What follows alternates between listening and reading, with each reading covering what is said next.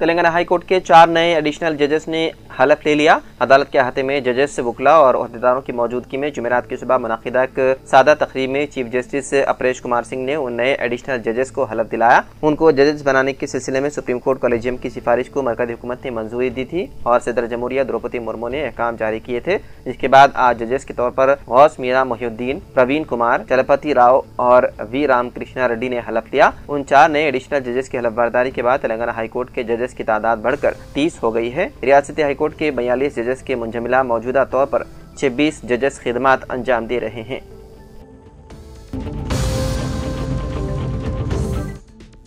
हैदराबाद के उपल police station हुदूद में एक नामालूम ज़ईफ खातून की नाश बरामद हुई। खातून की उम्र तकरीबन 55 साल बताई जा रही है। पुलिस ने नाश को पोस्टमार्टम के लिए गांधी अस्पताल मुंतकिल कर दिया और इस सिलसिले में मुकदमा दर्ज करते हुए तहकीकात शुरू कर दी।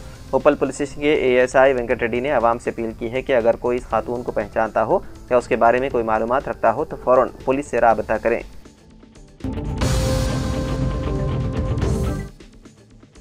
मालेगांव 2008 बम धमाकों के मामले में NIA की खुसूसी अदालत के फैसले के बाद साध्वी प्रज्ञा सिंह ठाकुर का पहला बयान सामने आया। साध्वी प्रज्ञा सिंह ठाकुर ने मीडिया से बातचीत करते हुए कहा कि आज भगवा की जीत हुई है, हिंदुत्व की जीत हुई है और जो भी कसूरवार हैं भगवान उन्हें सजा देगा। वादे रहे कि NIA की खुसूसी अदालत ने इस मामले में मुलजिम साध्वी प्रज्ञा सिंह ठाकुर, लेफ्टिनेंट कर्नल पुरोहित, मेजर रमेश उपाध्याय, सुधाकर चतुर्वेदी, अजय राहेकर, सुधाकर द्विवेदी, अलमारूफ शंकर आचार्य और समीर कुलकर्णी को बरी कर दिया।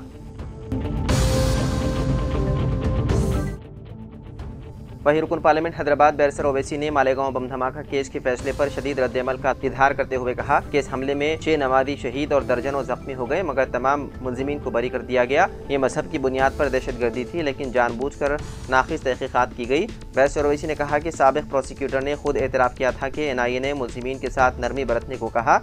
याद रखें उन्हीं में से एक मुलजिमा आज BJP की रुकन पार्लियामेंट है। उन्होंने सवाल किया कि क्या हुकूमत इस फैसले के खिलाफ अपील करेगी जिस तरह मुंबई ट्रेन धमाके के फैसले के खिलाफ महाराष्ट्र हुकूमत ने सुप्रीम कोर्ट में अपील की थी, और क्या NIA वो ATS को जवाबदेह ठहराया जाएगा या फिर ये इंसाफ सिर्फ मखसूस तबके तक महदूद है।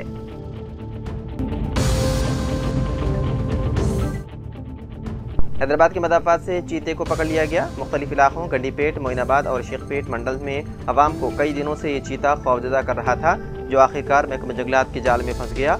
गुज़िश्ता तकरीबन 20 दिनों से ये मुख्तलिफ मकामात पर घूम रहा था। ये चीता मंचरियोला फॉरेस्ट टेक पार्क में नस्ब करदा खुसूसी पिंजरे में पकड़ा गया। पिंजरे में उसके दाखिल होते ही मुकामी अवाम ने सुकून की सांस ली। महकमा जंगलात के अहदेदारों ने बताया है कि चीते को नेहरू जूलॉजिकल पार्क मुंतकिल कर दिया गया।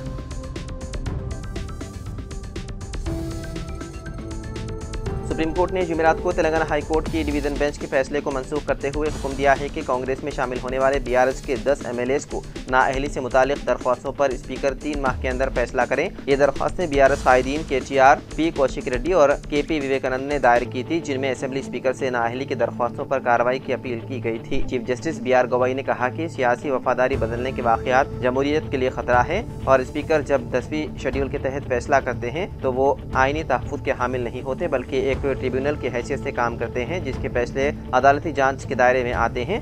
अदालत ने वादे किया है कि हाई कोर्ट की डिवीजन बेंच ने सिंगल जज के हुक्म में बिला वजह मुदाखलत की, हालांकि उस हुक्म में वक्त मुकर्रर करने जैसी कोई हिदायत भी शामिल नहीं थी। सुप्रीम कोर्ट ने यह भी कहा कि किसी भी MLA को कार्रवाई में ताख़ीर का मौका न दिया जाए और अगर ऐसा हुआ तो स्पीकर उसके खिलाफ मनफी नतीजा अखज़ कर सकते हैं।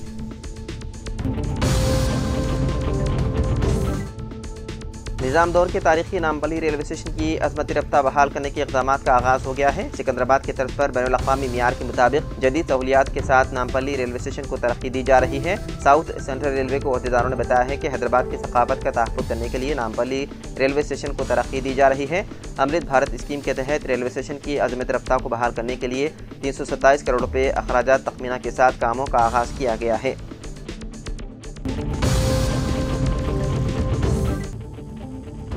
चीफ सेक्रेटरी के रामकृष्ण राव ने यौम आज़ादी के मौके पर 15 अगस्त को तारीखी किले गोलकुंडा पर मुनक़िद होने वाली तक़ारीब का आला सतही इजलास में जायज़ा लिया। वज़ीर आला रेवंत रेड्डी तारीखी गोलकुंडा पर कौमी परचम लहराएंगे।